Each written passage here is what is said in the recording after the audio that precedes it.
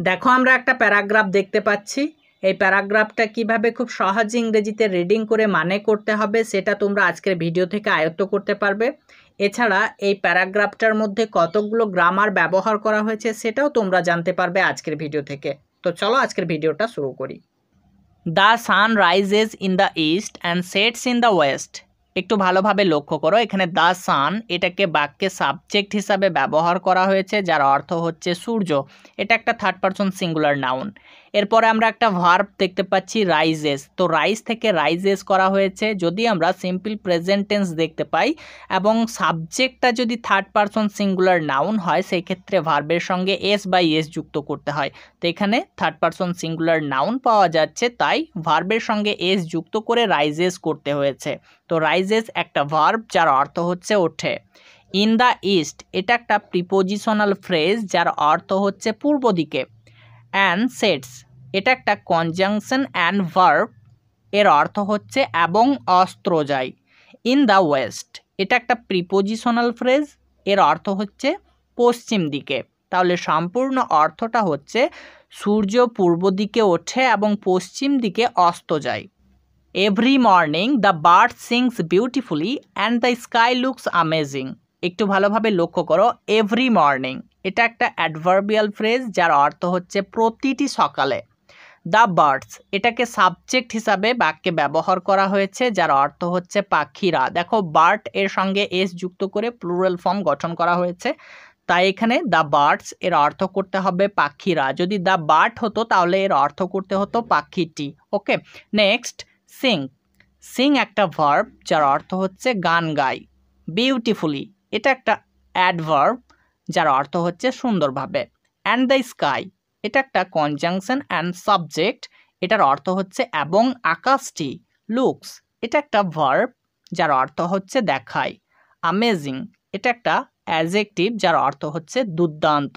তাহলে সম্পূর্ণ অর্থটা আমরা পাচ্ছি প্রতিটি সকালে পাখিরা সুন্দরভাবে গান গায় এবং আকাশটি দুর্দান্ত দেখায়।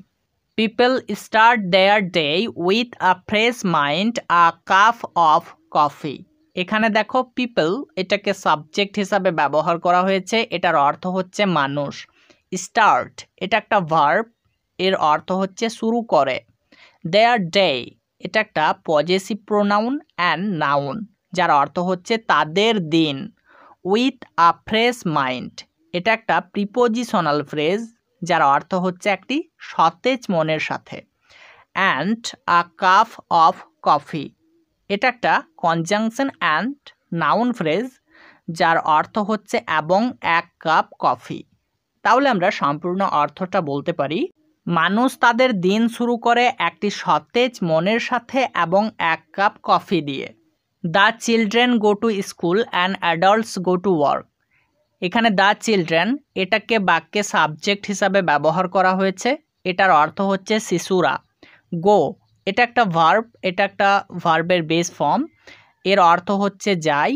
টু স্কুল এটা একটা প্রিপোজিশনাল ফ্রেজ যার অর্থ হচ্ছে স্কুলে।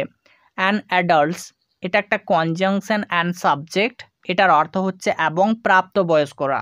গো এটাও ভার্ব, এটা ভার্বের বেস ফর্ম, এটারও অর্থ হচ্ছে যায়। টু ওয়ার্ক এটা একটা প্রিপোজিশনাল ফ্রেজ যার অর্থ হচ্ছে কাজে। তাহলে সম্পূর্ণ অর্থটা আমরা বলতে পারি শিশুরা স্কুলে যায় এবং প্রাপ্তবয়স্করা কাজে যায়। Listen and repeat after me.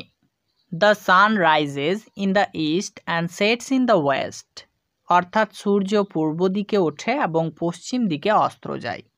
Every morning the bird sings beautifully and the sky looks amazing. অর্থাৎ প্রতিটি সকালে পাখিরা সুন্দরভাবে গান গায় এবং আকাশটি দুর্দান্ত দেখায়।